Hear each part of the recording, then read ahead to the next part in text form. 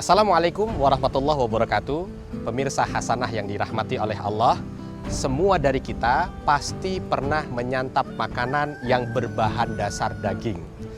Dan kita perlu tahu bahwa ketika kita menyantap makanan yang berbahan dasar daging, itu Allah menegaskan, memerintahkan kepada kita agar memakan makanan yang halalan thayyibah, yang halal dan baik. Bagaimana makanan yang berbahan dasar daging itu menjadi halal? Ketika kita menyembelihnya dengan menyebut nama Allah, Bismillah. Karena Allah Subhanahu wa Ta'ala menegaskan, wala ta'kulu mimma lam yudhkarismullahi alaih. Nggak boleh kita makan hewan yang disembelih tidak menyebut nama Allah. Yang kedua yang tidak diperbolehkan, innama harrama alaikumum al-maitah, bahwa kita termasuk diharamkan untuk menyantap sesuatu yang sudah menjadi bangkai. Mungkin ada hewan tertabrak mobil, mati, nah itu bangkai, tidak boleh digunakan untuk bahan dasar makanan atau kita santap, tidak boleh. Yang ketiga, wama uhilla bihi li ghairillah. Kalau seandainya hewan tersebut disembelih, disembahkan kepada selain Allah untuk gunung, pohon dan lain sebagainya, itu tidak diperkenankan untuk disantap. Kang, ini disembelih. Makan dan minum dapat bernilai ibadah di sisi Allah Subhanahu wa Ta'ala jika kita niatkan untuk menjaga energi dalam tubuh sehingga mampu beribadah kepada Allah dengan sebaik-baiknya. Saat seseorang tiba dari perjalanan jauh misalnya, tubuh letih dan perut lapar, kemudian ia hendak makan dan minum secukupnya dengan niatan agar pada saat masuk waktu salat nanti, ia dapat menegakkan salat dengan lebih khusyuk. Maka makan dan minumnya itu bernilai ibadah di sisi Allah Ta'ala. Oleh karenanya, makan dan minum termasuk aktivitas ibadah yang banyak mendapatkan perhatian dalam agama. Sebab makanan dan minuman yang dikonsumsi seorang muslim tidak hanya akan berdampak di dunia, tapi juga di akhirat kelak. Seseorang yang makan dari harta yang haram terancam mendapatkan siksa yang teramat pedih kelak di neraka. Sebagaimana sabda Rasulullah Sallallahu Alaihi Wasallam, tidak akan masuk surga daging yang tumbuh dari makanan yang haram, dan neraka lebih layak baginya. Hadis sahih riwayat Ahmad. Na'udzubillah.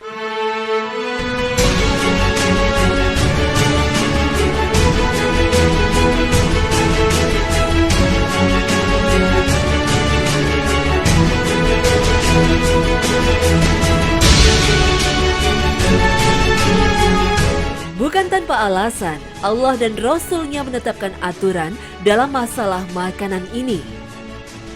Tujuannya tidak lain adalah agar akal, jiwa dan raga manusia senantiasa terjaga, sehingga amal ibadah yang kita lakukan bisa optimal dan diterima Allah Subhanahu wa Ta'ala. Allah Subhanahu wa Ta'ala telah berfirman, wahai para rasul, makanlah dari makanan yang baik-baik dan kerjakanlah amal soleh. Sesungguhnya aku maha mengetahui apa yang kamu kerjakan. Al-Quran Surah Al-Mu'minun ayat 51. Maksud makanan yang baik-baik dalam ayat ini adalah makanan yang halal lagi baik. Mengkonsumsi makanan yang halal lagi baik diperintahkan terlebih dahulu sebelum mengerjakan amal soleh. Mengapa? Karena mengkonsumsi makanan yang halal akan membantu kita untuk melaksanakan amal soleh. Demikian pula Allah Subhanahu wa Ta'ala melarang kita mengkonsumsi makanan yang kotor dan haram, karena akan berpengaruh negatif terhadap tubuh, hati, akhlak, serta terhalangnya hubungan kita dengan Allah Ta'ala. Tubuh yang sering diasupi sesuatu yang haram, jiwanya akan kegelisahan, tidak terkabulnya doa-doa, dan tertolak amal ibadahnya.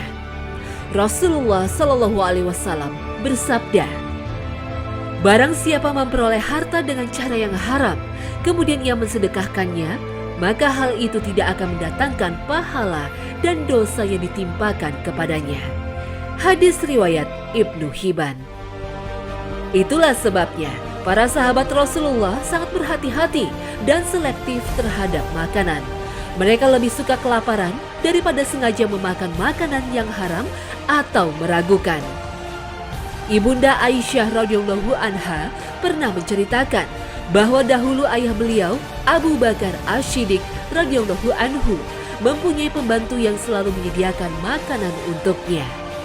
Suatu hari, pembantu tersebut membawa makanan, maka Abu Bakar radhiyallahu anhu memakannya.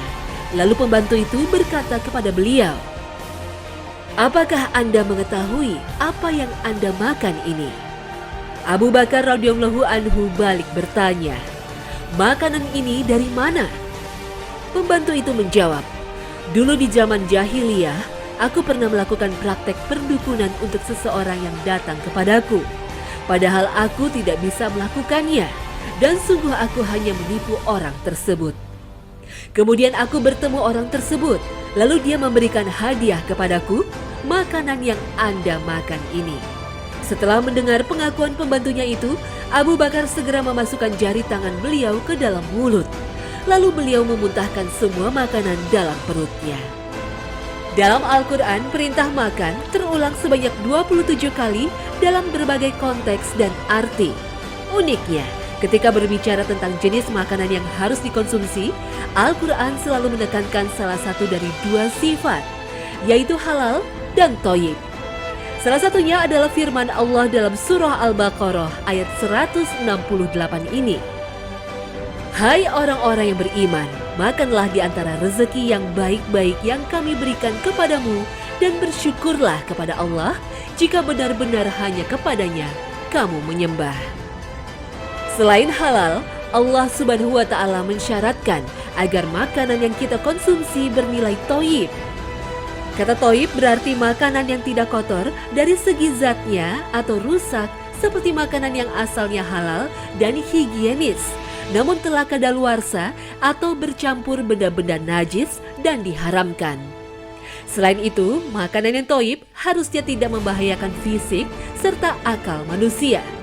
Rangkaian kedua sifat ini menunjukkan bahwa makanan yang kita konsumsi harus memenuhi syarat halal dan thayyib. Oleh karena itu, ada makanan yang statusnya halal tetapi tidak thayyib. Begitu juga sebaliknya, zatnya thayyib tetapi tidak halal. Terpenuhinya syarat halal dan thayyib ini akan mendatangkan keberkahan pada makanan yang kita konsumsi, insya Allah. Pemirsa hasanah yang dirahmati oleh Allah, Allah Subhanahu wa Ta'ala berfirman dalam surah Al-Mu'minun, "A'udzubillahi minasyaitonirrajim. Ya ayyuhar rusul kulu minat tayyibat wa'malu salihah." Wahai sekalian rasul, makanlah dari sesuatu yang baik-baik dan berbuat baiklah. Subhanallah ini. Allah Subhanahu wa Ta'ala memerintahkan kita untuk makan dari makanan yang baik-baik dan berbuat baik. Artinya, ketika kita makan, kita pun diperintahkan untuk berbuat baik. Oleh karena itu, kalau kita lihat dari apa yang disampaikan oleh Rasul, subhanallah, begitu indahnya Rasul mengajarkan kepada kita sebagai umatnya adab atau cara makan, ya. Sehingga makan itu bukan hanya sekedar membuat kita kenyang, tidak, bernilai ibadah dan mengundang berkah, ya. Lalu bagaimana supaya makanan kita ini menjadi berkah? Yang pertama, ketika kita makan, pastikan makanan kita ini makanan yang betul-betul halal. Bahannya halal, memasaknya halal, cara mendapatkannya halal. Yang kedua, di saat makan, nah ini ingat, walaupun kita lapar selapar-laparnya, jangan sampai ketika kita makan itu mubazir. Ambil dulu secukupnya. Karena begitu ada makanan yang tidak habis, mubazir, bahwa kita perlu tahu bahwa mubazir itu merupakan temannya syaitan. Kalau teman syaitan pasti tidak akan datang keberkahan. Selanjutnya juga Rasulullah SAW mengajarkan kepada kita melalui hadis yang diriwayatkan dari Umar ibn Abi Salamah, ya, ketika beliau masih kecil gitu, beliau makan bersama Nabi. Lalu Nabi SAW melihat cara makan anak kecil ini. Nabi tegur, "Ya gulam, samillah." Wahai gulam, wahai anak kecil, kalau kamu itu makan pertama kali baca bismillah. Ya, baca bismillah. Jangan lupa, ini luar biasa ini. Bahkan Rasul SAW ketika lagi makan dengan sahabatnya begini, tiba-tiba ada anak wanita kecil, ya, datang mengambil makanan dan ingin memasukkan makanannya ke dalam mulutnya. Tiba-tiba ditahan oleh Rasul. Stop, baca bismillah. Subhanallah. Apa ada kekuatan di bismillah? Luar biasa. Ketika orang itu makan dengan bismillah, maka saat itu syaitan tidak ada kesempatan untuk makan bersama dia. Bahkan bismillah ini punya kekuatan tersendiri juga gitu. Ketika dia makan dengan bismillah, selain setan tidak makan dengan dia, maka semua bentuk keburukan yang didatangkan dari setan pun tertolak. kalau ada sihir, ada santet dari makanan itu tertolak dengan bismillah. Bahkan dia bisa menetralisir kalau seandainya ada hal-hal yang tidak baik buat badan, bismillah itu bisa menetralisir. Sampai ketika Aisyah datang dengan makanan ya, lalu mengadu Aisyah radhiyallahu anha, ya Rasul, saya tidak tahu makanan ini disembelih dengan nama Allah atau tidak karena ini dari tetangga kita. Maka Rasul mengatakan sebelum makan baca bismillah. Subhanallah. Kalau kita ragu, kadang-kadang kita beli di pasar kan kita tidak tahu ya ini disembelih dengan nama Allah atau tidak, apalagi keadaan akhir zaman yang seperti ini, maka Rasul menganjurkan dengan bismillah itu, maka itu bisa menjadikan makanan zat halal itu menjadi halal sempurna. Dengan memperhatikan aspek halal dan thoyyib, kita akan mendapatkan keberkahan dan kebaikan yang melimpah dari makanan yang kita konsumsi. Allah Subhanahu wa Ta'ala berfirman, "Hai orang-orang yang beriman, makanlah di antara rezeki yang baik-baik yang kami berikan kepadamu dan bersyukurlah kepada Allah jika benar-benar hanya kepadanya kamu menyembah."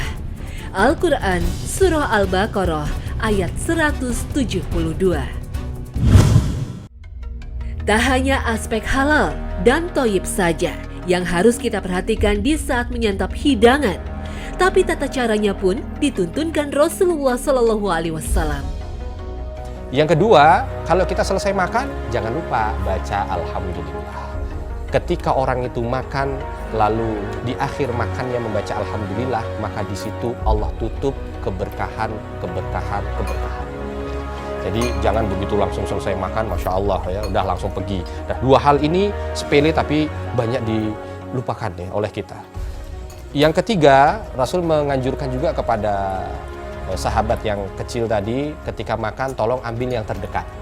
Artinya, ini bukan berarti kalau ada lauk yang kita suka itu jauh kita nggak boleh ngambil, nggak. Silahkan ambil, nggak apa-apa kalau memang lauk itu berbeda-beda. Ada yang jauh ambil, tetapi tolong jaga adabnya. Di saat makan itu jaga adabnya, sehingga apa? Makan itu nampak tetap indah dipandang ya. Dan makan itu tidak mengganggu orang-orang yang ada di sekitarnya. Juga perlu diperhatikan, Rasul Shallallahu Alaihi Wasallam itu ketika makan ya, dengan tangan kanan ya. Ini hati-hati kalau ada yang makan dengan tangan kiri. Masya Allah, ada salah seorang yang ketika ditegur oleh Rasul, dia makan dengan tangan kiri. Rasul tahu, ditegur, jangan makan dengan tangan kiri. Dia lawan, saya nggak bisa kecuali dengan tangan ini. Bukan karena sakit atau karena kelainan, tidak, tapi karena dia ngelawan ya. Maka keesokan harinya dia tidak bisa menggunakan tangan kanannya untuk makan ya. Dan kalau kita lihat beberapa hadis, kenapa kita diminta untuk makan dengan tangan kanan? Karena syaitan itu makan dengan tangan kirinya, maka kita tidak diperbolehkan makan dengan tangan kiri kita untuk tidak menyamai syaitan, tidak menyamai syaitan. Selanjutnya juga yang perlu diperhatikan, ketika kita makan, maka hendaknya jangan diem begini nih. Nah, justru kan kebanyakan kita kalau lagi makan kan rata-rata diem. Nah, kita justru dianjurkan ketika makan itu ya bukan cerewet atau ngobrol, tidak, tetapi di saat makan boleh kita sambil menyebut asma Allah, subhanallah, alhamdulillah, nagor, apa segala macam gitu ya. Jadi jangan cuma diem, istilahnya sibuk dengan ininya sendiri gitu ya. Nah, tidak seperti itu, khusyuk.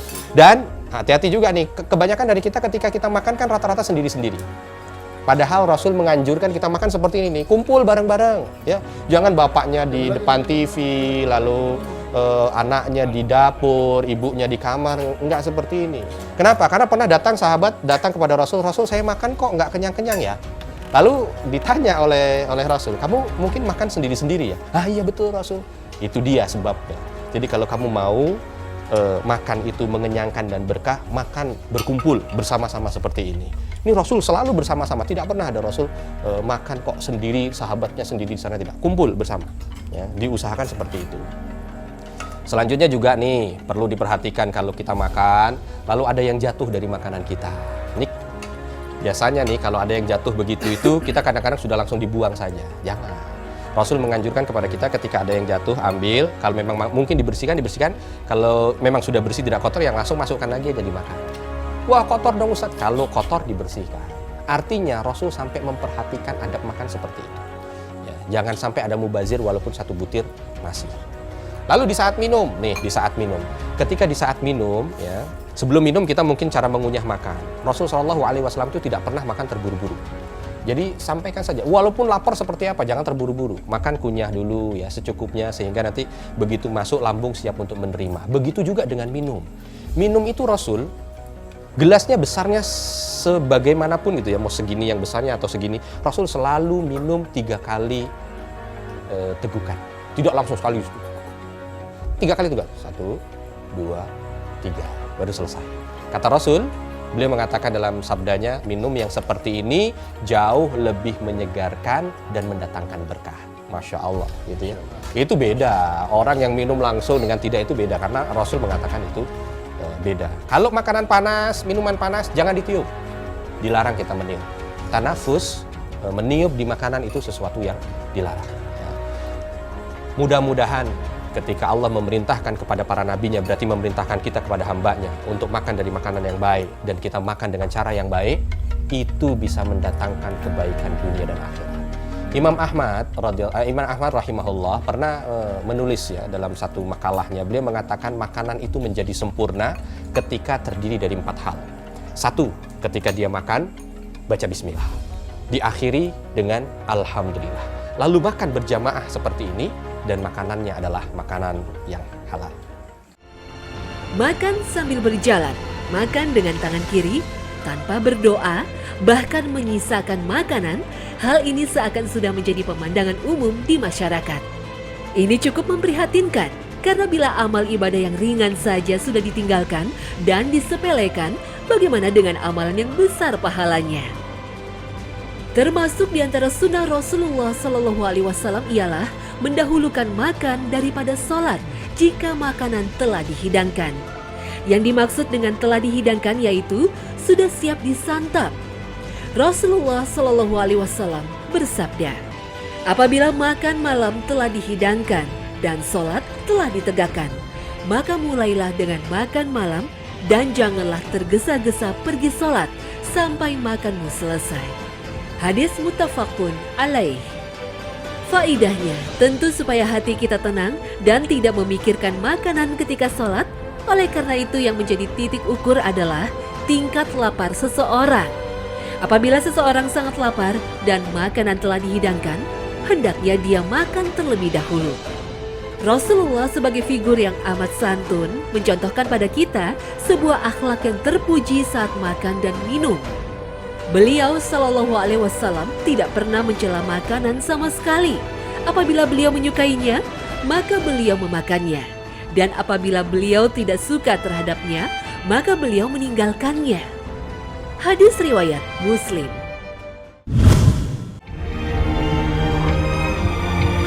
Segala sesuatu ada aturannya, ada takaran dan kapasitasnya. Ketika kita melanggar aturan atau berbuat melebihi takaran yang semestinya, kemudaratan dan kecelakaanlah yang akan kita dapatkan.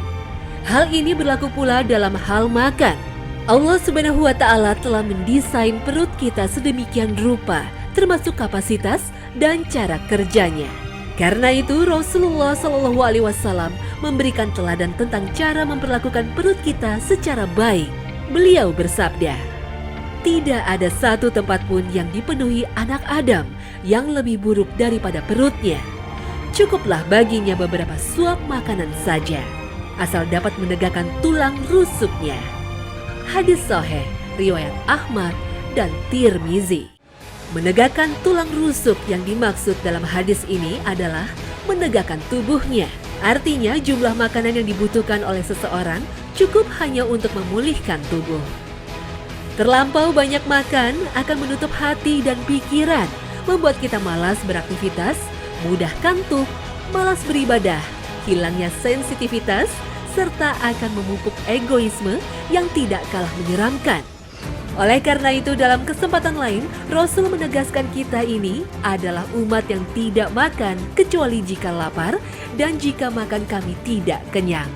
Para ahli medis sendiri belakangan menguatkan tuntunan Nabi agar kita tidak banyak mengkonsumsi makanan, karena sebagian besar penyakit bersumber dari pola makan. Tidak melampaui batas berarti pula proporsional dan seimbang. Baik menurut kita, belum tentu baik menurut orang lain. Baik bagi bayi, belum tentu baik menurut orang dewasa. Baik menurut orang sakit, belum tentu baik menurut orang sehat. Es jeruk itu baik bagi orang yang kekurangan vitamin C, tetapi buruk bagi orang yang terkena serangan asma atau sakit gigi. Daging kambing itu baik bagi orang yang kurang darah, tetapi sangat berbahaya bagi penderita darah tinggi. Seimbang, artinya sesuai dengan kebutuhan, tidak berlebihan atau berkekurangan. Komposisi gizinya mencukupi, tidak pula melampaui batas kewajaran. Allah Subhanahu wa Ta'ala berfirman, "Makan dan minumlah, dan janganlah berlebih-lebihan. Sesungguhnya Allah tidak menyukai orang-orang yang berlebih-lebihan." Al-Quran Surah Al-A'raf ayat 31. Meniup makanan dan minuman dalam kondisi masih panas bisa jadi kerap kita lakukan sewaktu mau makan dengan segera, disebabkan karena rasa lapar yang berlebih atau tergesa-gesa dengan sesuatu hal. Meniup makanan ini dimaksudkan agar makanan tersebut cepat dingin dan dapat disantap dengan segera sehingga waktu kita tidak tersita. Meniup makanan dan minuman ini dilarang oleh Rasulullah SAW dalam hadisnya dari Abu Sa'id Al-Khudri radhiyallahu anhu bahwa Nabi melarang untuk meniup di dalam air minum. Hadis riwayat At-Tirmizi. Mengapa meniup makanan di saat masih panas tidak diperbolehkan? Kajian medis modern menyebutkan jika kita meniup makanan yang masih panas, maka kita akan mengeluarkan gas CO2 dari dalam mulut. Menurut reaksi kimia, apabila uap air bereaksi dengan karbon dioksida akan membentuk senyawa asam karbonat yang bersifat asam. Dan jika asam karbonat ini masuk ke dalam tubuh manusia, maka akan mengakibatkan penyakit jantung. Benar apa yang kau katakan wahai Rasulullah SAW. Dan tiadalah yang diucapkannya itu Al-Quran menurut kemauan hawa nafsunya. Ucapannya itu tiada lain hanyalah wahyu yang diwahyukan kepadanya. Al-Quran Surah An-Najm ayat 3 dan 4.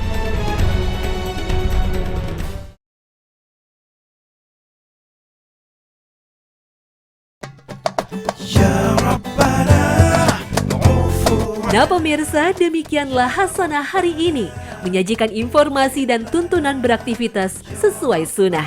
Semoga tayangan Hasanah hari ini mampu diambil hikmah dan panduannya.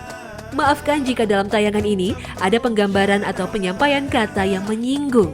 Tiada yang lebih kami harapkan selain ridho Allah serta apresiasi Anda kepada kami sebagai salah satu pedoman akan tuntunan hidup yang sesuai syariat. Akhir kata, wassalamualaikum warahmatullahi wabarakatuh.